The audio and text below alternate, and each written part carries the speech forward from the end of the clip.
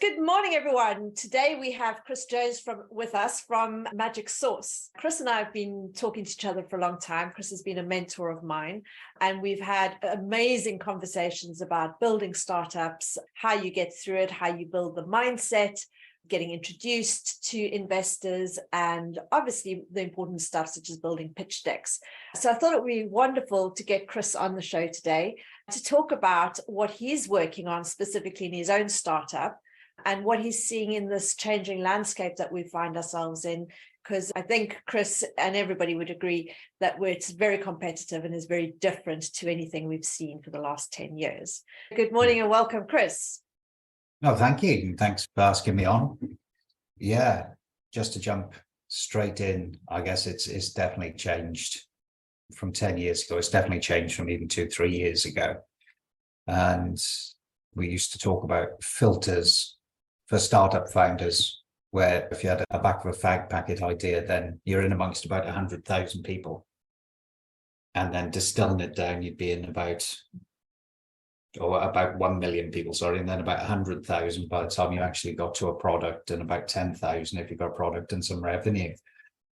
And what we've seen is a contraction in the amount of people who are funded, as well as probably more competition in that space as well within that filter, because more people have had to bootstrap. So yeah, gaining visibility and being heard is definitely key, I think, now for most startups.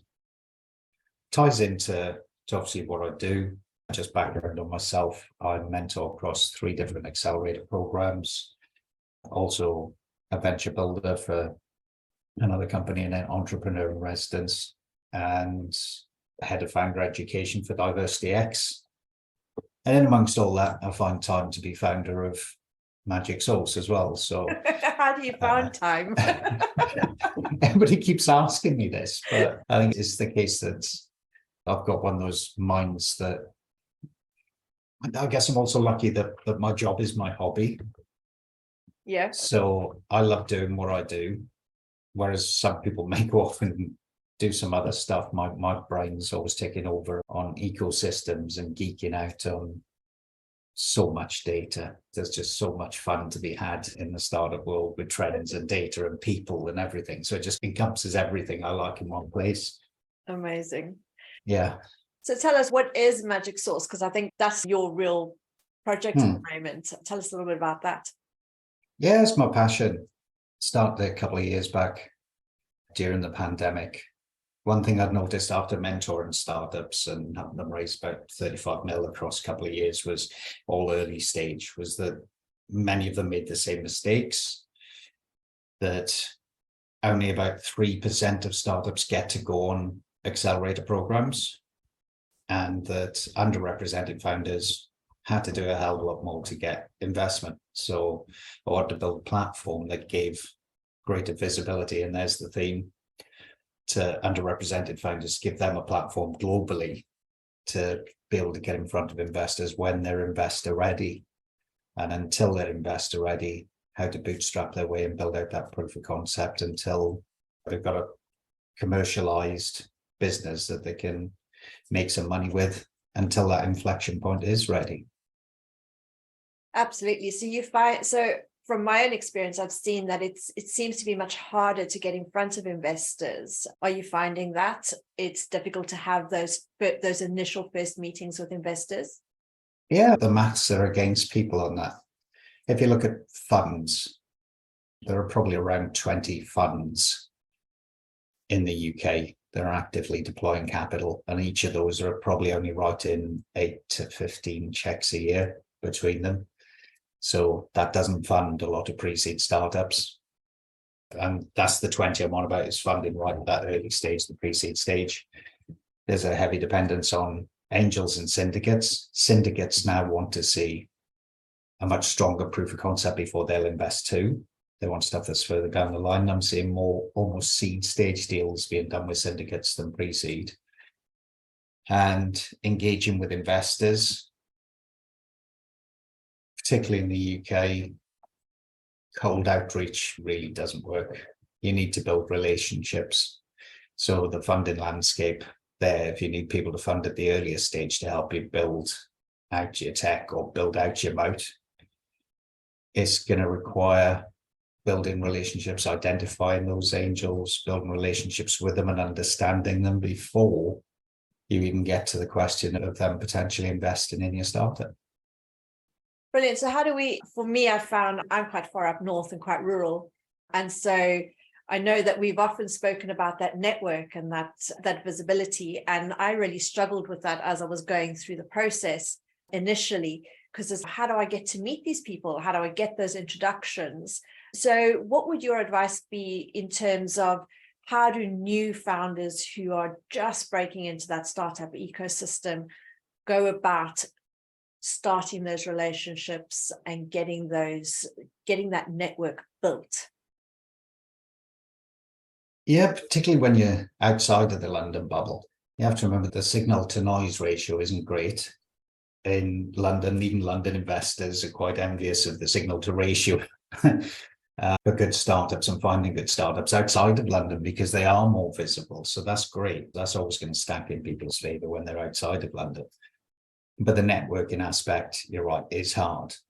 Unless you go and spend some of that time in the grind and doing the circuit in London, then the best way to start to gain visibility and support is through the communities that exist. There's some great communities out there for female founders, underrepresented founders, people like Diversity X, Female Founders Rise, Black Valley, Series Q. They're all out there. Those networks exist. So I think it's being able to go and engage with them, be part of it, be part of those discussions, even if you spend a couple of weeks watching the chatter.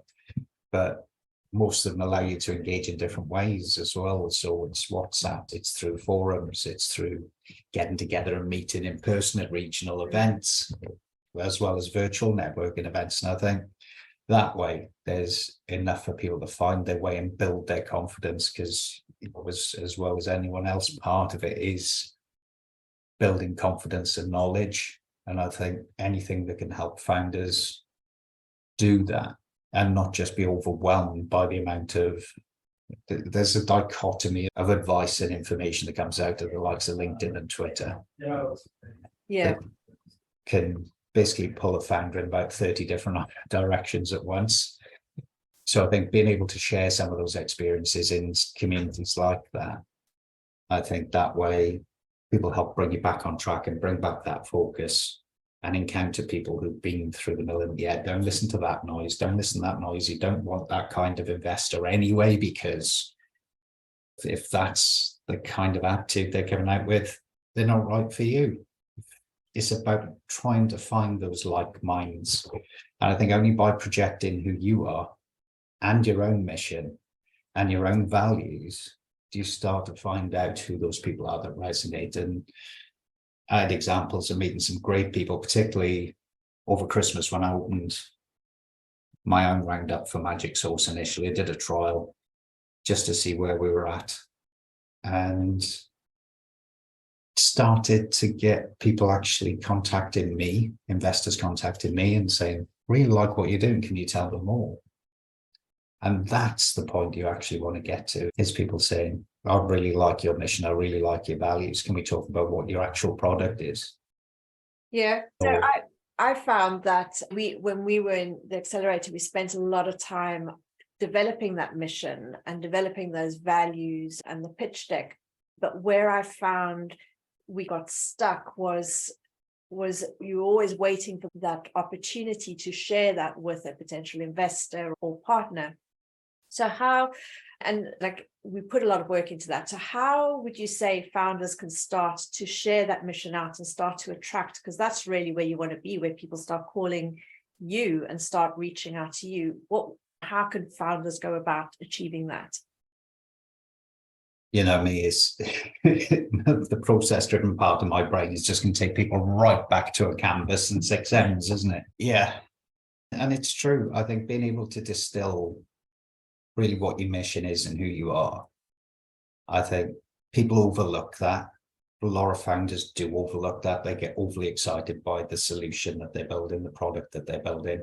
And the two things they regularly forget are their actual audience. and try and drag them along with them.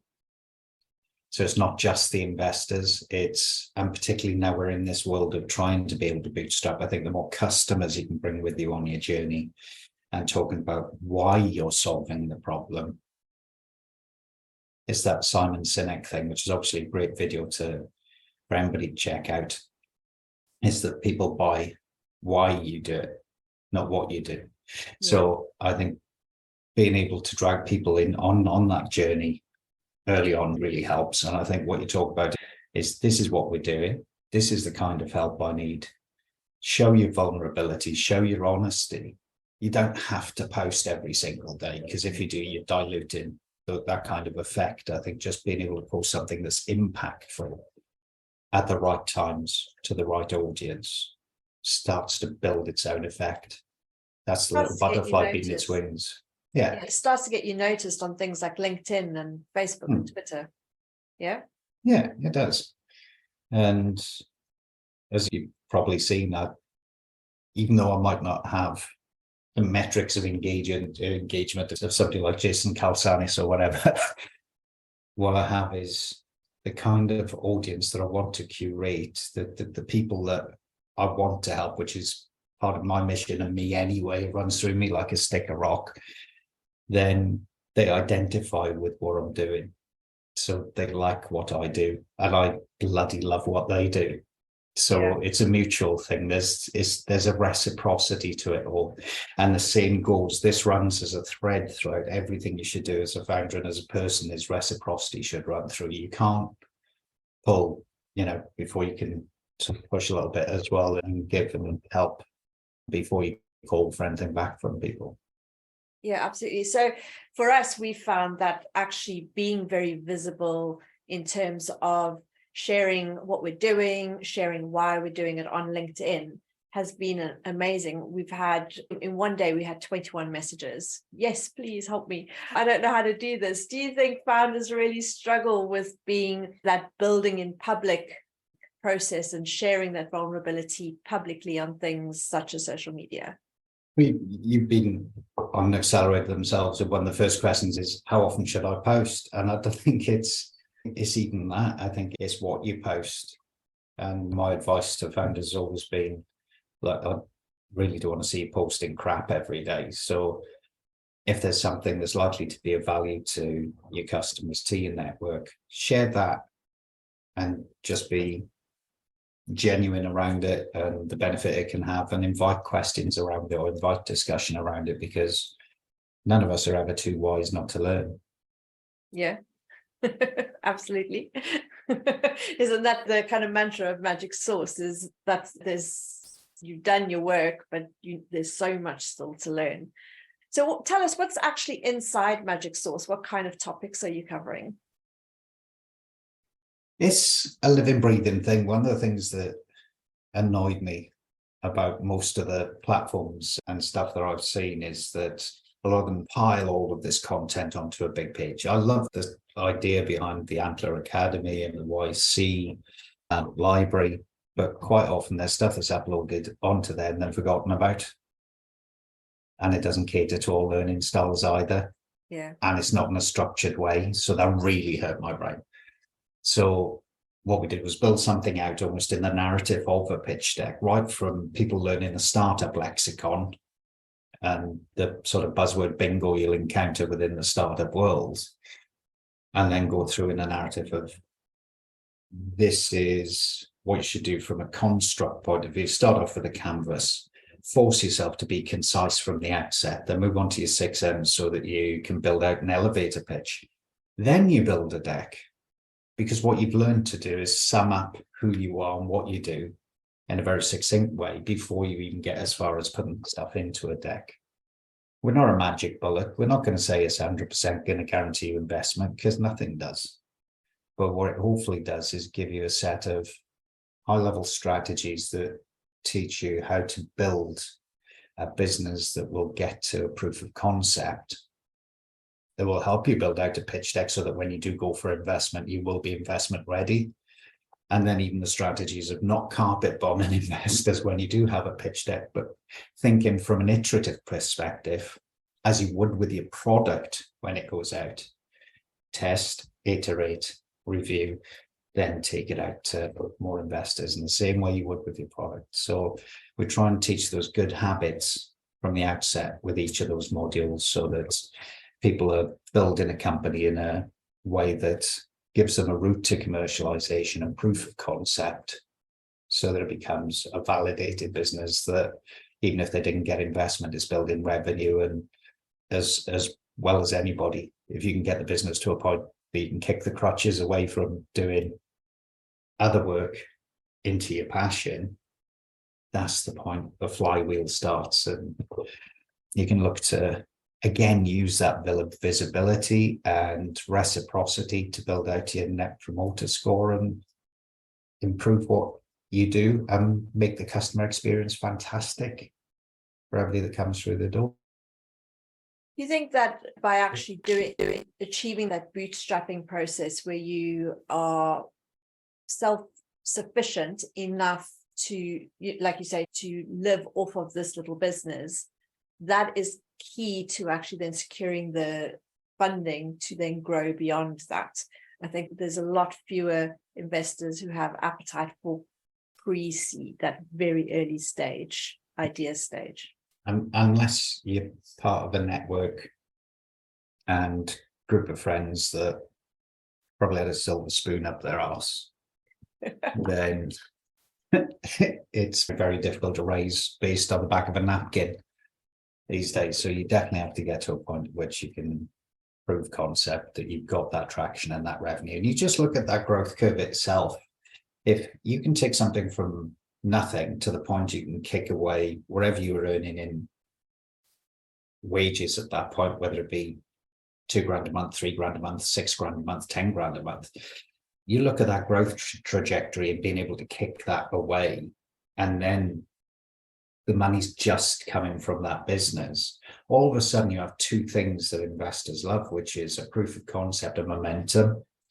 Because your revenue's done this, you're at the start of that growth curve, and you've had somebody that isn't your nan buying your product. Absolutely. The other thing that for me that I found was by being able to do that, it gives you a different kind of confidence in your product and your business. So I found that to a certain extent, because there was no revenue, it was almost like, please give me some money. Please, and I'm sure that investors could probably smell the desperation. But whereas now, where I find that we've got the revenue and we're actually able to say, I'd love your investment to help us grow faster, but I'm not dependent. It's not going to stop me. That definitely changed my energy and my confidence. So yeah, I think that's a really key thing for founders. Yeah. For those without products, look for venture studios, look for people who build with you, look for people like Founder and Lightning, for example, who are constantly looking for people like that. And there's plenty of dev agencies that are now turning into more venture studio approach as well, so that they can build for equity and get a product off and running. Because finding that elusive one dev, as we all know, that's a whole other podcast episode. I could probably do that one with you as well, to be honest with you. I've scars myself and seen everybody else's scars from that route. But there's stuff that can help with that. There's plenty you can do as to help market yourself and your company and your brand, I think, for a pretty low start cost by doing some sensible stuff. What the market have done with Magic Sauce did, I haven't spent a penny. And yet the site has had thousands of visitors and it's earning revenue and those kind of things. There's a lot that can be done without spending money. And part of that comes down to founders' ability to multi-skill, hustle, and find a good partner who can amplify who they are and what they're about and help them project that mission in a way that their audience will understand. Wonderful. So if you were to give one piece of advice to founders, regardless of their industry or stage of development or their funding stage, what's the one thing they could do to help them stand out? Don't try and be anybody else. It's easy to try and emulate some of your peers, and it's easy to get sucked into that machine. So I think by being honest, being you, I think counts for a lot more. I think when you're actually telling the world about what you're doing and who you are. So there's nothing wrong in showing vulnerability. And I think the tech broke culture of past times where you had to tell the world you were getting up at 4 a.m. to cycle before eating muesli for 2 hours and reading a book on startups before doing 38 pitch competitions in 2 different cities across an hour.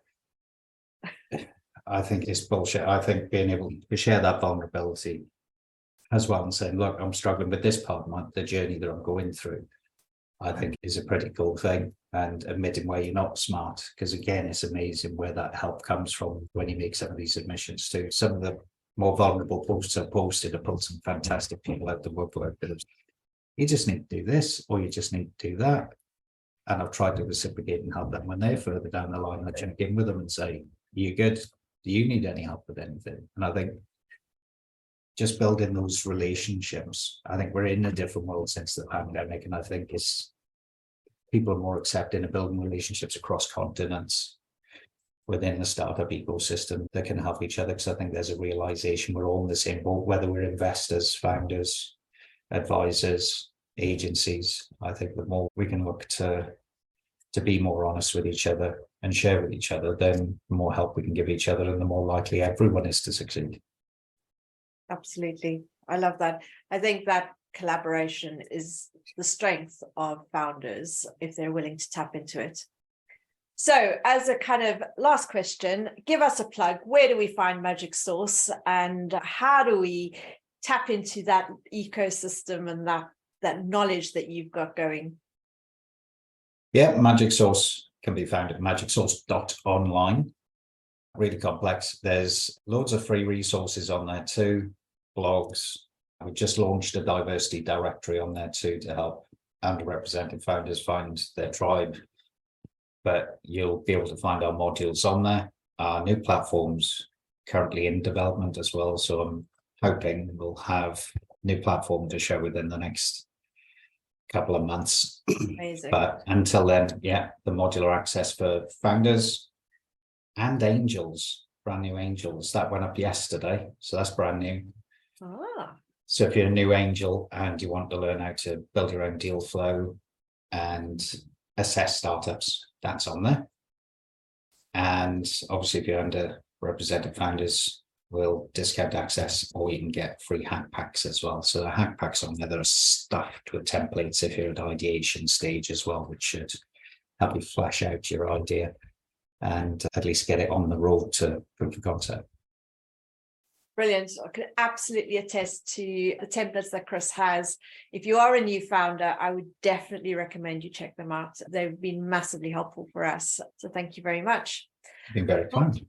Thank you very much, Chris. I have loved chatting to you. I'm sure we have so much more to chat. We will get that next podcast in about choosing a dev and navigating the trials and tribulations of development.